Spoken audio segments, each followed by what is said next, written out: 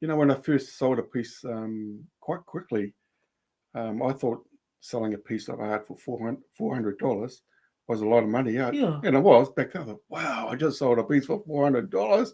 Someone wanted to buy my art for $400.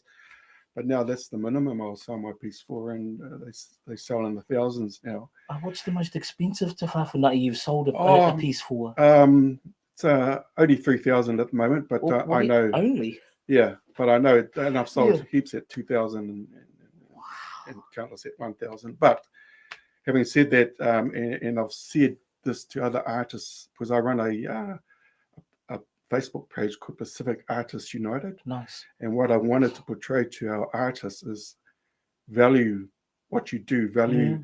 Do not put yourself down and think that you can't sell at a really good price and that you can't make a living from what you're doing. So I appreciate that I'm at the very small percentage of people that can make money or make a living out of it. And like each year I'm doubling my income as to how much I can sell. And it's not an easy thing, but